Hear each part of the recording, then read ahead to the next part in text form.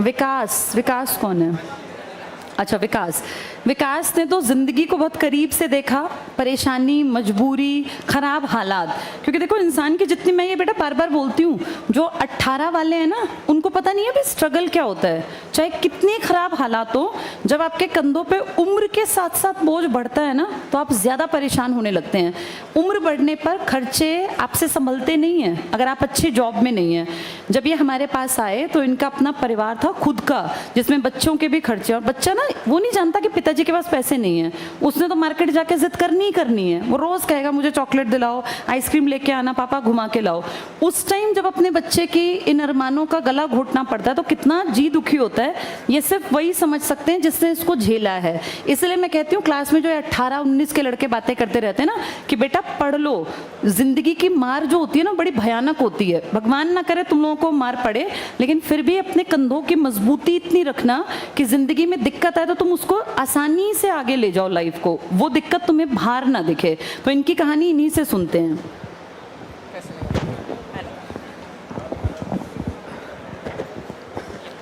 Hello.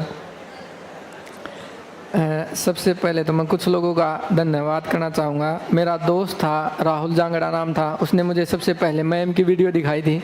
उसके बाद मैं कोचिंग लेने के लिए आया था। उसके बाद मैं आईसीएस मैम का भी धन्यवाद करूँगा। मेरे घर से 10 किलोमीटर की दूरी पर था और 6,000 रुपये में मुझे कोचिंग दे रहे थे। मान के चलिए 1 महीने का 500 रुपये है। कोई बीड़ी पीने वाला तो वो 1 महीने में इसने ज़्यादा की बीड़ी पी जाता है जितने में कोचिंग मिलती है। तो उसके बाद मैंने जैसे कोचिंग लेनी शुरू की तो मैं रूम में क्लास होने के बाद जब रिपीट होती थी तो मैं रूम में अकेला ही बैठ के पढ़ता था। और मैं सर का धन्यवाद करूंगा, मेरे अकेले के लिए सर 6 बजे तक वेट करते रहते थे कि कब ये पढ़ेगा और जाएगा तो ये सेंटर को क्लोज करके जाएंगे। तो ये मेरे अकेले का वेट करते रहते थे पूरा का पूरा। मतलब जब तक मैं चाहे 7 बजे गया, 8 बजे गया, मतलब जो जो क्लास मुझे रिपीट में लगानी है, नोट्स बनाने हैं अच्छे से, उसके लिए सर मेरा अकेला बच्चा, मैं पूरे सेंटर पे अकेला बैठा रहता। क्लास रिपीट होती रहती और सर मेरा वेट करते रहते। कभी आके नहीं बोला कि मतलब जल्दी करो या ऐसा कुछ करो कि मुझे देरी हो रही है कि घर जाना, कुछ नहीं बोला, पूरा वेट किया है।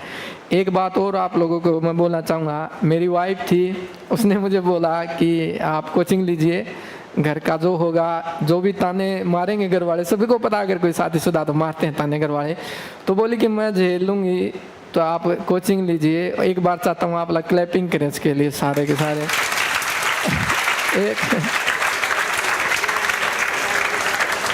एक और बात जो इम्पोर्टेंट है काम की आप लोगों के लिए, मैंने जैसे कोचिंग लेने के बाद स्टेट का एग्ज़ाम दिया, उसी साल जिस साल कोचिंग ली वो भी क्लियर हो गया। उसके बाद एनटीपीसी का एग्ज़ाम दिया था वो भी क्लियर रहा। यही 2 मैंने अप्लाई किए थे, मेरी एज ही नहीं की थी। तो मैं ये कह रहा हूँ कि जो मैंने एग्ज़ाम दिए हैं उनके अंदर जो क्वेश्चन पूछे गए हैं, एक भी क्वेश्चन ऐसा नहीं था जो सेंटर पे पढ़ाया नहीं गया था। टोटली पूरा का पूरा, जैसे एनटीपीसी का मैंने तैयारी करना छोड़ दिया कि मैं वहाँ बहुत बड़ा लेवल है, इतना क्लियर नहीं होगा मेरे से, थोड़ा टाइम ही था। पर बाद में जब मैंने एग्ज़ाम दिया, 2 एग्ज़ाम थे, फर्स्ट पेपर मेरा क्लियर हो गया, उसके बाद मैंने सेकंड दिया तो उसमें भी 2-4 नंबर का ही अंतर रहा था, नहीं तो वो भी गया। मतलब ये कह रहा हूँ कि जैसे आपके टीचर आपको पढ़ा रहे हैं आपको ऐसा ही पढ़ना है, ज़्यादा नहीं सोचना है, प्रेशर नहीं लेना। जैसे ये पढ़ा रहे हैं वैसा ही पढ़ना है आपको। कोई भी एग्ज़ाम देंगे तो सिलेबस जो ये पढ़ा रहे हैं इनके सिलेबस से बाहर कुछ भी नहीं आता है। मेरे पे ट्रस्ट कीजिए, मैंने एग्ज़ाम दिए हैं, मेरा एग्ज़ाम क्लियर हुआ। 2 ही की एज थी, वही दिए, वो क्लियर होते चले गए। अभी जैसे आगे अगर रेलवे मुझे मौका देगी तो मैंने रेलवे में ज्वाइन किया है, 6 महीने हो गए हैं मुझे, सैलरी वैलरी सब आता है। अगर रेलवे मुझे मौका देगी तो मैं तैयारी करूँगा वहाँ पर भी। तो ट्रस्ट कीजिए, मेरे जैसे लाखों आपके पास आए होंगे, वो बोल भी रहे होंगे कि जैसा मैम बोल रही हैं या जैसा टीचर आपको बोल रहे हैं आपको एग्जैक्टली वैसा ही पढ़ना है। जितना जो सिलेबस ये पढ़ा रहे हैं आप लोगों का, इससे बाहर कुछ नहीं आएगा। तो टीचर पे ट्रस्ट कीजिए, उनके अनुसार पढ़ाई कीजिए, बस इतना ही काम।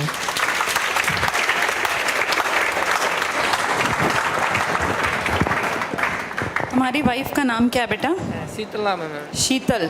शीतल, मेरी तरफ से बहुत सारी शुभकामनाएं बेटा। और तुमने अपने हस्बैंड को सपोर्ट किया, ये बहुत बड़ी बात होती है। नहीं तो घर में एक आधी औरत ऐसी कलेश कर देती है कि आदमी बेचारा पढ़ना तो दूर, वो काम ही नहीं कर पाता है। तो शीतल, जहाँ भी मेरा ये मैसेज जाए बेटा, बहुत बहुत सारी शुभकामनाएं। और तुम्हारे कारण आज तुम्हारे हस्बैंड देखो यहाँ खड़े हैं, यहाँ तक पहुँचे। तुम्हारे सपोर्ट के बिना ये पॉसिबल नहीं था। इनकी तरफ से, हम सबकी तरफ से भी तुम्हारा बहुत सारा धन्यवाद। चलो अगला।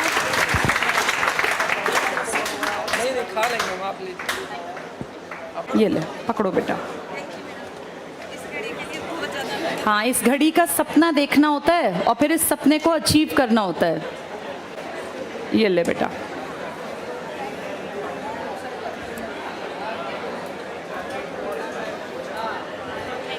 ठीक है बेटा, मुझे भी बहुत अच्छा लगा बेटा।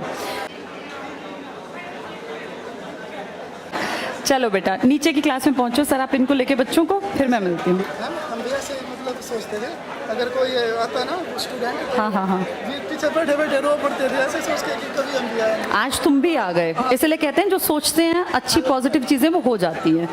चलो, आज तो बहुत सारा मोटिवेशन तुम्हें बैठे बिठाए मिल गया। तुमने सब तरह के लोग देखे, गरीब मजदूर की बेटी भी देख ली, खेती करने वाले किसान के बेटे भी देख लिए, ऐसे भी देख लिए जिनके सिर पे पिता का साया नहीं है। किसी भी हालात में अगर हम मेहनत करते रहें, ये कोई बहुत लकी लोग नहीं थे। अगर ये लकी होते तो इनके बैग पे पैसा होता ना। ये सब लोग एक नॉर्मल आदमी की नज़र में अनलकी थे, लेकिन इन्होंने साबित कर दिया कि लक को अपने हिसाब से। देख, मिठाई इतनी ज़रूरी है, अपनी कोशिश कर कि तू भी बांटे यहाँ लाके। अब ये कोशिश करो कि अगली मिठाई के डब्बे हम बांटेंगे सबको, है ना। एक एक पीस में क्या पड़ता है बेटा, अब सुन ले मेरी बात को। ये अपने आप में एग्जाम्पल है बेटा। जब तुम्हारा मन कमज़ोर हो ना, मन कच्चा हो कि यार हम नहीं कर सकते नौकरी, हमारे बस की नहीं है इतनी तैयारी, तब इन चेहरों को याद कर लिया करो। 32 साल का ये जो लड़का है, जिसका कि पूरा परिवार है पीछे, इसने 28 साल में सोचा कि मैं नौकरी की कोशिश करता हूँ, और वहाँ से इसका कोई पेपर फेल नहीं हुआ। इसका मतलब ये कितनी मेहनत करता गया। कोई 19 का, कोई 20 का, कोई 25 का, सब तुम्हारे सामने थे। मैं इनसे मिली नहीं, मैंने तुम्हारे सामने इनसे बातचीत की।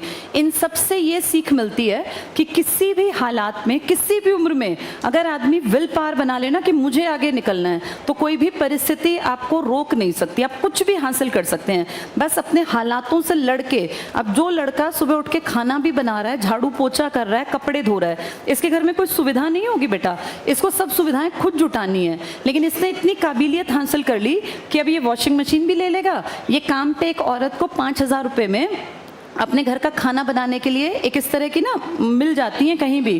भाई बहुत सारे लोग मजबूर हैं जो कहीं दूर नहीं जाना चाहते, खाना बना देंगे, तो 5,000 7,000 में दोनों तीनों टाइम लोग खाना बना देते हैं।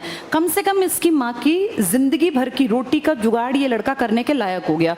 इसको नहीं बनानी है रोटियाँ, लेकिन इसने इतनी कमाई का साधन बांध लिया कि कम से कम उनको रोटी टाइम पे मिल सके। तो इतनी मेहनत तुम्हें भी करनी है, ठीक है। कल मिलेंगे, ऑल द बेस्ट।